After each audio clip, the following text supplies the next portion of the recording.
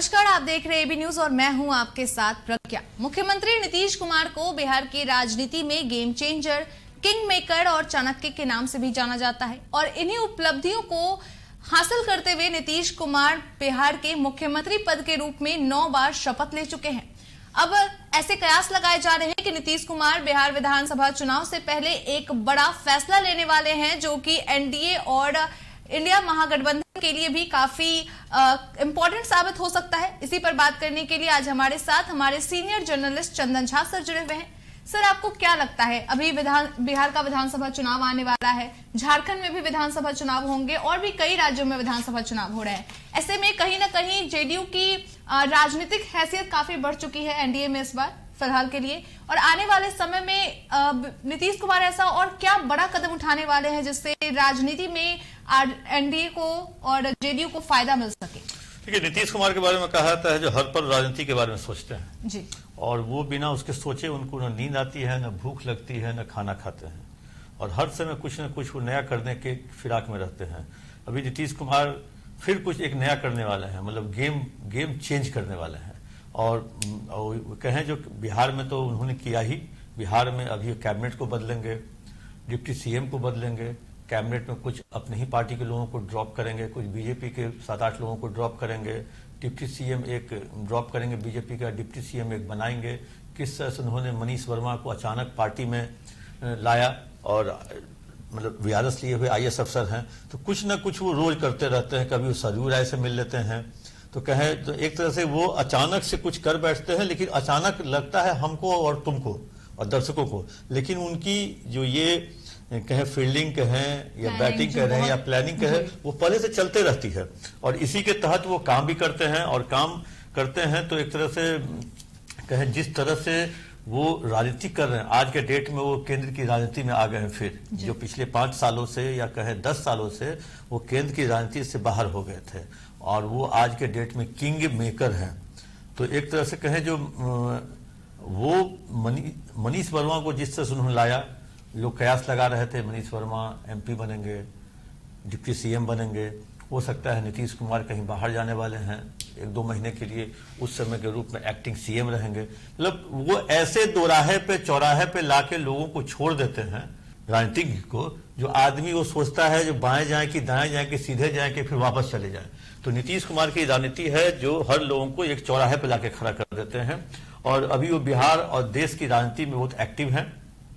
देश के जो एनडीए के नेता हैं वो बिहार में नीतीश कुमार को ही नेता मानते हैं। जिस तरह से लोग बोल रहे हैं, सम्राट बोल रहे हैं, दिलीप जायसवाल बोले या विजय सिन्हा बोलते हैं, तो अगला विधानसभा चुनाव नीतीश कुमार के नेतृत्व में ही लड़ेंगे। अब हम बात करेंगे अब क्या गेम करने वाले हैं। गेम करने वाले हैं, उन्होंने बीजेपी के सबसे बड़े दुश्मन को अपनी पार्टी में शामिल कर लिया है। हाँ जी, आप सही सुन रहे हैं, सरयू राय।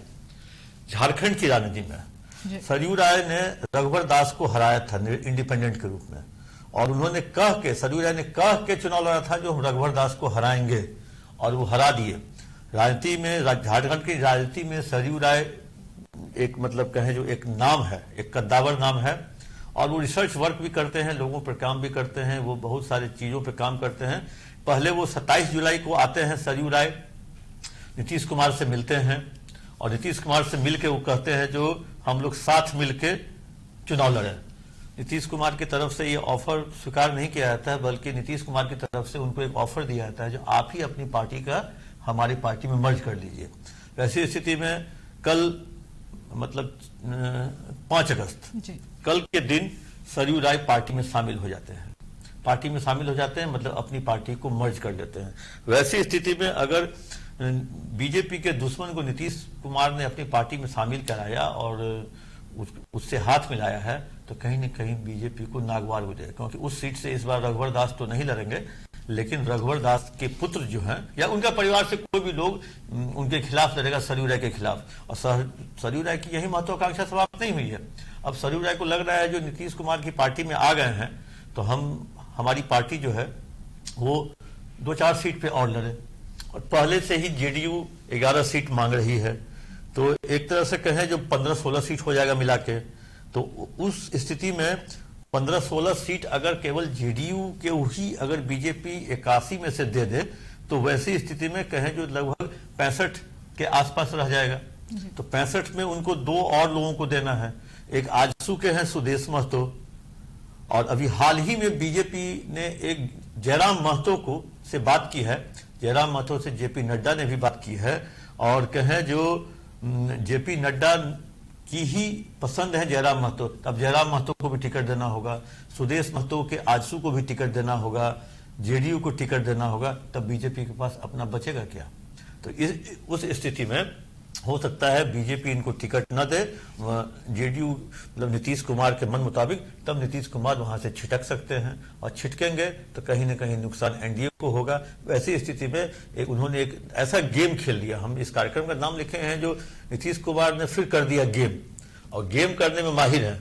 और गेम उन्होंने, अब देखिए जेडीयू की पार्टी जो मेरे पास जानकारी है 2014 में नहीं लड़ी, 2014 और 19 में अकेले लड़ी, और एक तरह से कहें जो 2000 में जेडीयू का 8 एमएलए था, 2005 में 6 एमएलए जो जिसमें 18 पे लड़ी थी, 2009 में 2 एमएलए 14 पे लड़ी, और 2014 में 0 सीट और कई पर जमानत जब्त हो गई थी, जबकि 11 पर लड़ी थी।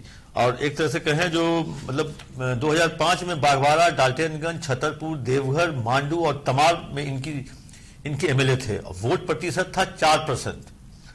2009 में था छतरपुर और तमाल, वोट प्रतिशत था 0.8। 2019 में था 45 पे लड़े थे और 1% से कम वोट था। तो वैसी स्थिति में नीतीश कुमार इस बार अगर अकेले लड़ते हैं तो फिर 2019 पर 1% भी वोट नहीं ला पाएंगे। अगर सरयू राय के साथ लड़ते हैं तो हो सकता है कुछ खेल में ट्विस्ट आ सकता है, खेल को बहुत इंटरेस्टिंग बना देंगे, क्योंकि जिस हिसाब से सरयू राय आए हैं और इन्होंने मर्ज किया है, और झारखंड में सरयू राय एक खबर है, जिस तरह बिहार में नीतीश कुमार एक खबर है, झारखंड में सरयू राय भी एक इंपॉर्टेंट खबर है। तो वैसी स्थिति में नीतीश कुमार ने एक तरह से कहें कि झारखंड की राजनीति को एक ट्विस्ट कर दिया है। मतलब नीतीश कुमार की एंट्री जहां भी होगी वहां राजनीति में ट्विस्ट होगा ही। और वैसे भी इनको अगर देश की पार्टी बननी है तो कम से कम 4 या 5 राज्यों में चुनाव लड़ना होगा। उसके तहत यूपी हो, बिहार हो, झारखंड हो, मध्य प्रदेश हो, और नॉर्थ ईस्ट के भी कुछ जगहों पर इनकी पार्टी लड़ती है।